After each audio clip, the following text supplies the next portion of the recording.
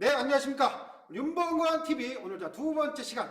오늘은 평동 포사격장 이전 문제 해법은 없는가? 이 부분에 대해서 우리 윤봉건 전 광주광역시의회 회장님 모시고 얘기를 나눠보도록 하겠습니다. 위원님 안녕하십니까? 네, 안녕하십니까? 네, 반갑습니다. 처음 보신 분들도 계실 것 같은데 간단하게 본인 소개 좀 부탁드리겠습니다. 네, 여러 가지 경력이 있지만요. 현재 활동하고 있는 것 두 가지만 소개하겠습니다. 네. 대통령 직속 국가균형발전위원회 국민소통위원으로 활동하고 있고요. 네. 국무총리실의 행정협의조정위원으로도 활동하고 있습니다. 예, 반갑습니다. 자, 평동 포사격장 아시는 분은 아시고 또 모르신 분은 모르실 것 같은데 어떤 곳인지 소개 좀 부탁드리겠습니다. 아마 평동 포사격장 들어보신 분들 계실 겁니다. 이 포사격장은 광산구 평동에 위치한 육군 보병학교 소속 박격포 훈련장으로서 예. 1951년 6.25 한창이던 시절부터서 지금까지 연간 100여 회 이상 포사격 훈련이 진행되고 있는 곳입니다. 와, 70년이나 됐네요. 네네. 제 나이보다 엄청 많은데요. 근처에 보니까 이런 포사격장 말고도 동백훈련장이랑 훈련장이 한 군데 더 있다고 하던데요. 여기는 어떤 곳입니까? 동백훈련장은 좀 생소한 장소인 것 같습니다. 예. 이 동백훈련장은 보병학교 장교 전술훈련장입니다. 예. 포사격장 뒤편에 함께 위치하고 있죠. 아, 훈련장이 같이 있네요. 네네. 면적이 좀 상당하다고 들었는데 도대체 얼마나 큽니까? 그렇습니다. 포사격장이 246만 3천 평방미터, 예. 대략 74만 6천 평 정도 되고요. 와. 동백훈련장은 429만 8천 평방미터로 예. 대략 130만 평 정도. 예. 그러니까 이 두 곳 합쳐서 예. 200만 평이나 되지요. 와, 200만 평 어마어마 큰데요. 아니 근데 제가 알기로는 상무대는 뭐 저도 장교 출신이니까 잘 압니다만 장성으로 이전했는데 왜 훈련장은 아직도 광주에 있는 겁니까? 네, 상무대는 지난 1994년에 예. 완전 이전했지 않습니까? 예, 그렇죠. 그런데 이제 일부 훈련장이 예. 당시 여건상 광주에 남아있기도 하지요. 예. 아, 여건이 사실 중요한데요. 네네. 제가 어렸을 때 보면 광주도 군사도시라는 얘기도 많이 했는데요. 지금 이제 광성으로 이전한 상무대 말고도 보니까 31사단이 있고요. 248만 평 광주 군공항도 있고 마루동 탄약고 또 방금 말씀하신 평동 포사격장과 동백훈련장 합치면은 500만 평, 한 600만 평 이상 엄청나게 큰데 이 정도면 뭐 거의 신도시 하나 정도 되지 않겠습니까? 도대체 이 많은 훈련장, 광주는 정말 엄청나게 어떻게 보면은 군사 시설에 인해서 발전에 상당히 좀 제한된 여건 속에서 지났다 이런 생각이 드는데 거기에 대해서 어떻게 생각하십니까? 우리 임국주 진행자께서 광산의 여러 가지 부분을 많이 파악했네요. 예.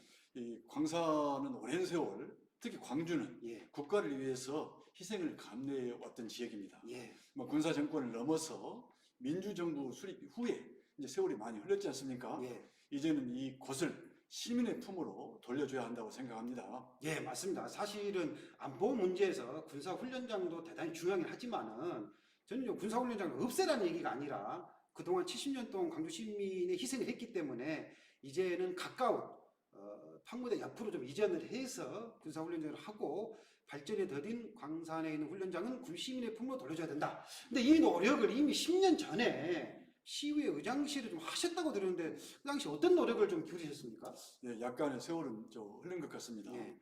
당시 강훈태 시장 시절이었고요. 예. 제가 의회를 대표해서 시장님과 국방부와 예. 또 제가 협의해서 예. 이전을 추진하도록 노력을 많이 했습니다. 예. 그러나 이 장성군의 반발로 무산이 되었고 예. 이후 2014년 예. 국방부의 훈령이 개정되어서 예. 다시 또 이전 추진을 했으나 이후 지지부진해서 지금까지 이르고 있습니다. 예.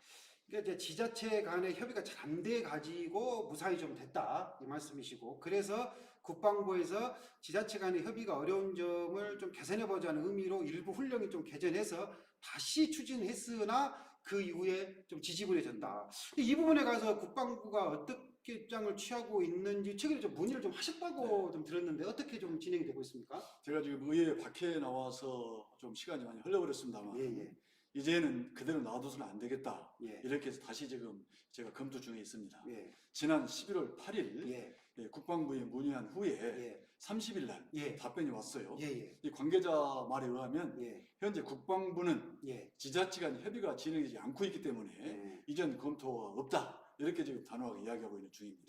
어쨌든 지자체 간의 협의가 좀 중요한 것 같은데 솔직히 현실적으로 이전 부지와 정전 부지 간의 협의가 어려운 부분이 많이 있지 않겠습니까? 네네. 이 부분을 좀 해결하기 위해서 중앙 정부에서 좀 나섰으면 좋겠다는 의견으로 해서 최근에 아주 특이한 법안이 좀 발의됐다고 하는데 이 소식 좀 전해주시겠습니까? 제가 파악해 보니까 예. 지난 올해 3월에 김선교 네. 국회의원이 예, 군 사격장 이전 지원에 관한 특별법을 발의했어요. 예, 예, 그래서 현재 예. 국회 국방위에서 심의 중인 것으로 예. 알고 있습니다.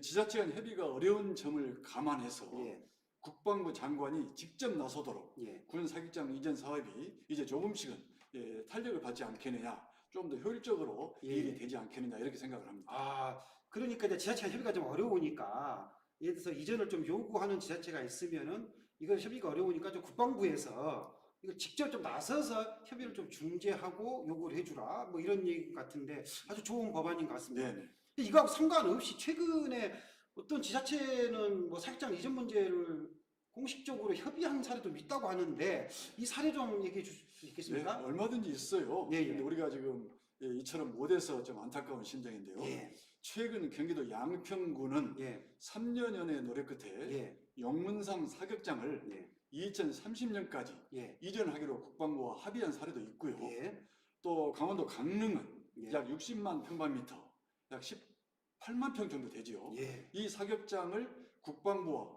이전 합의해서 1조 원에 가까운 민간 투자도 이끌어낸 것으로 알고 있습니다. 와, 그러면은 이게 의지만 있다면은 네. 전혀 불가능한 것 같지는 않은데 우리 지역사회, 우리 시민단체들의 관심, 그 다음에 지자체 장이나 또는 국회의원 같으신 분들, 이런 정치권의 좀 노력이 좀 필요한 시점인 것 같고요. 또 내년 3월 9일에 대통령 선거도 있으니 사실 이런 부분들은 좀 국가 차원에서도 좀 논의를 좀 돼야 되지 않겠습니까?